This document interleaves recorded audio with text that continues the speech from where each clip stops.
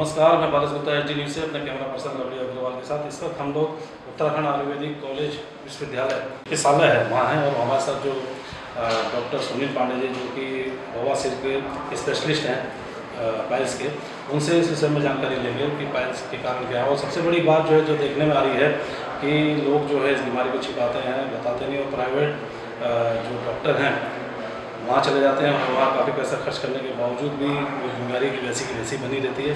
उस पर भी आज डॉक्टर साहब से चर्चा करेंगे। तो डॉक्टर साहब, सबसे पहले एचडीएनएस में आपका बहुत बहुत स्वागत है।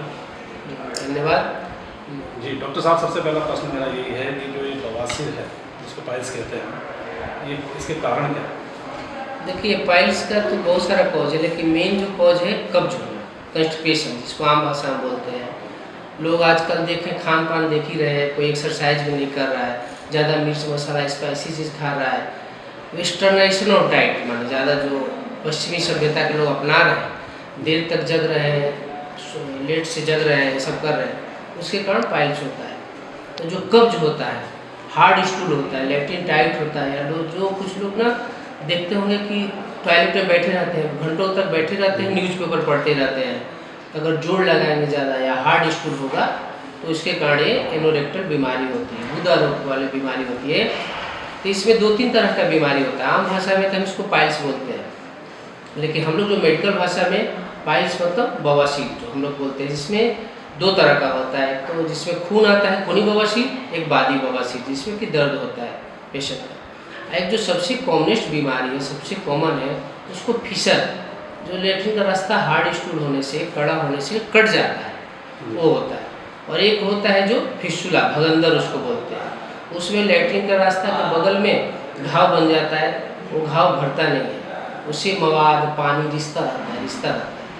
तो ये सब इस तरह के बीमारी हम लोग के पास आते हैं, इस तरह के पेशेंट, और हम लोग उसका इलाज करते हैं। जैसा कि आपने बताया कि खान पान और जीवन शैली की वजह से भी ये रोग हो जाता है। एक मैंने प्रेस कॉन्फ्रेंस और अटेंड करी थी, नाम तो नहीं लूँगा डॉक्टर साहब का, उन्होंने एक मेन रीज़न ये भी बताया था कि जो हम टॉयलेट सीट यूज़ करते हैं इंग्लिश, वो भी एक बहुत बड़ा था। सही बोले, वही तो बोल रहे हैं हम। पहले बोले वेस्टर्नाइजेशन सब लोग जो अपना रहा है आजकल, पश्चिमी सभ्यता, हर चीज़ सब गड़बड़ है। जो हमारा भारतीय सभ्यता है ना, वो सबसे अच्छा है संस्कृति। जो हम लोग पहले वैसे वाले टॉयलेट में बैठते थे, इंडियन सीट में, उसमें नहीं, उसमें कम चांस होता है, इसमें ज़्यादा चांस होता है।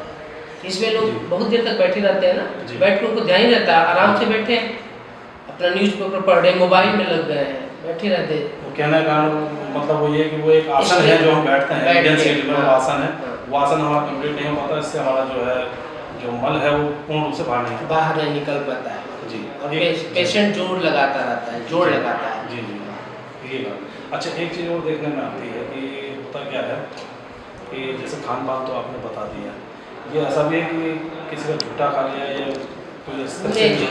जूठा से तो नहीं होता है, जूठा से नहीं होता है, खान पानी में है इरेगुलर हैबिट्स, समय पर न खाना, पानी बाहर कम पीना, तो हार्ड स्टूल होगा, लेट्रिन टाइट होगा तो वहाँ छील जाएगा।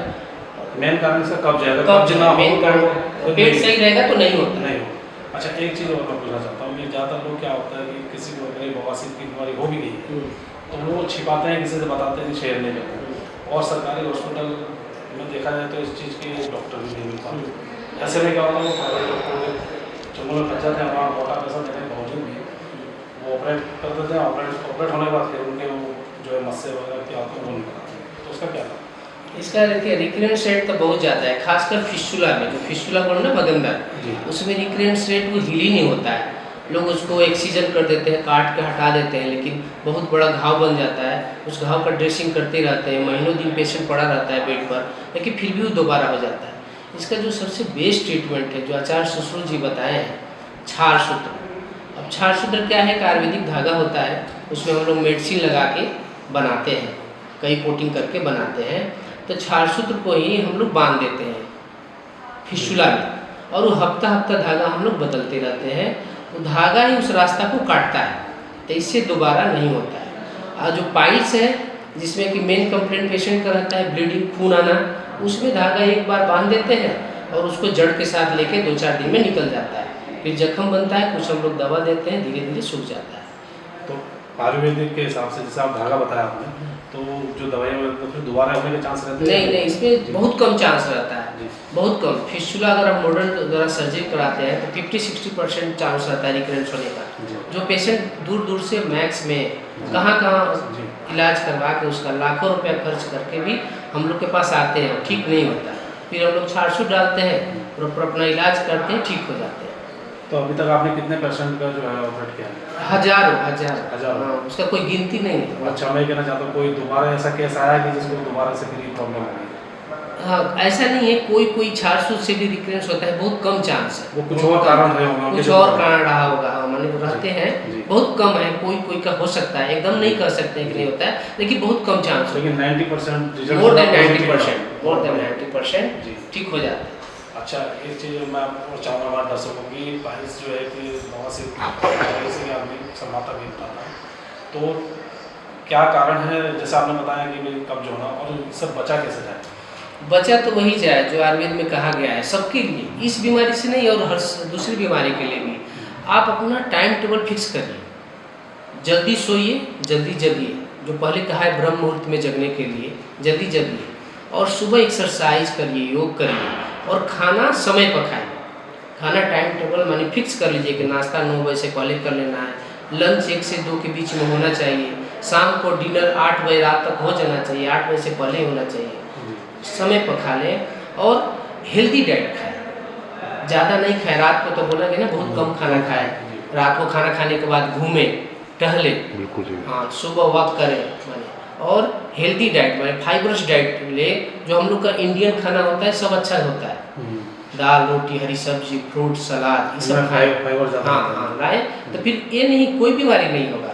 और आप योग एक्सरसाइज कर रहे हैं तब नियम से कर रहे हैं, रेगुलर कर रहे हैं, टाइम टेबल सही है, सही समय पर सो रहे हैं, सही समय पर जग रहे हैं, फालतू की चिंता नहीं कर रहे हैं माने बिना मतलब का, तो सब ठीक होगा। डॉक्टर साहब, हमारे दर्शकों को आप क्या संदेश देना चाहेंगे?